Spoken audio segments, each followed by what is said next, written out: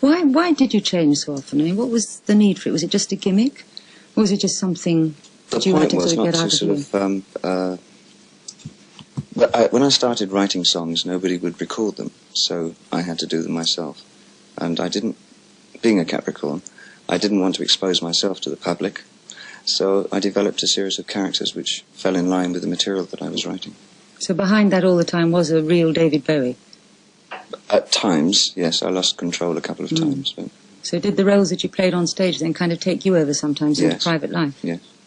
What about all those incredible, that period when you wore all those outrageous feminine clothes and the makeup?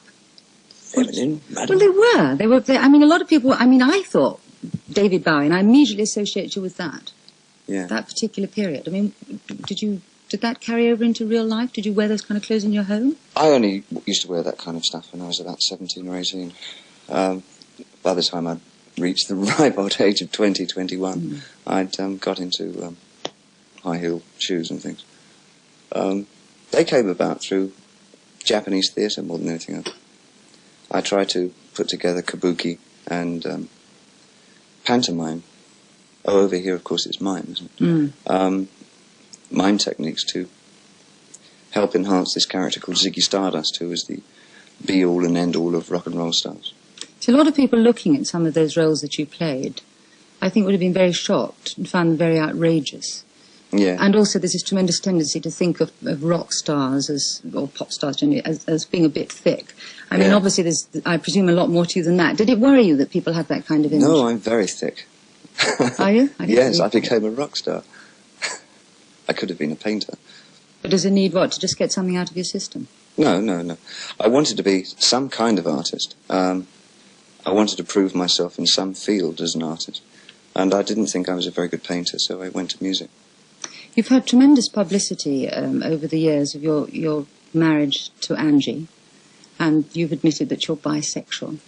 Was that, in a way, publicity that you sought that helped your career, or did you actually think of that as a tremendous intrusion of your... Well, the publicity you had about your relationship? No, that evolved, I think, because of the fact that I'd said many years ago that I was a bisexual. But that happened in the course of a conversation. But do you resent that kind of publicity? Do you think that's an intrusion on your privacy? No, it's not an intrusion on my privacy. I Doesn't decline to read it.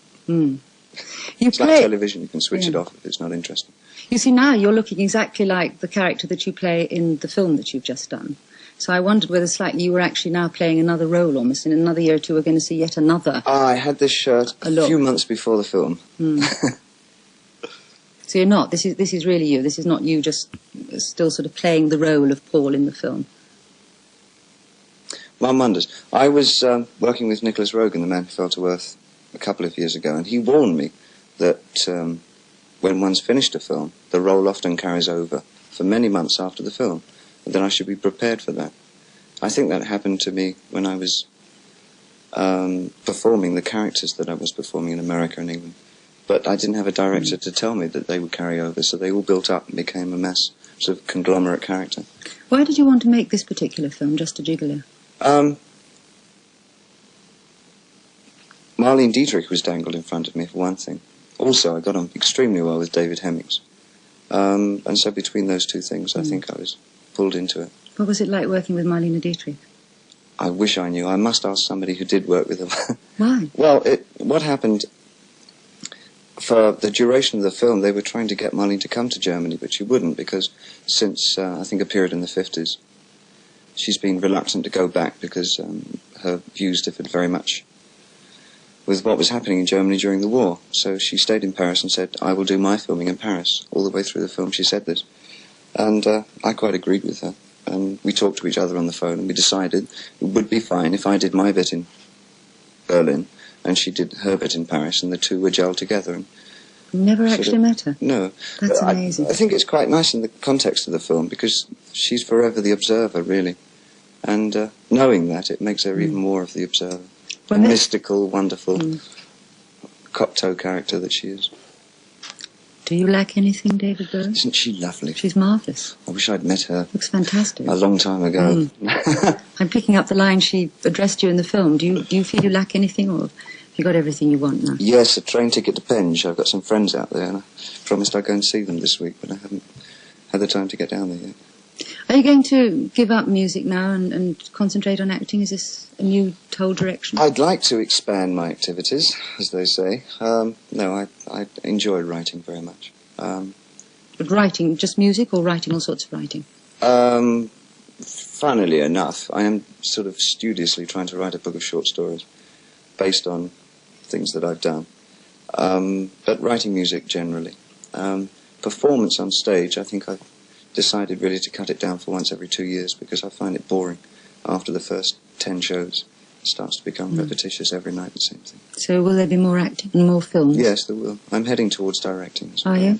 Yeah, very much. That's a final hope, is it? No, I want to be a good painter again. It's my really big dream. And are you painting at the moment? Yes, all the time. Mm-hmm. And writing and acting and still singing? Yes. Lots of things. Is there another film planned? I have or a not? selection in front of me which I'm very proud of, and I'm going through them, deciding which one I'm going to do. That's exciting. Well, we look forward to seeing them. David Bowie, thank you very much for talking to me. Thank you very much.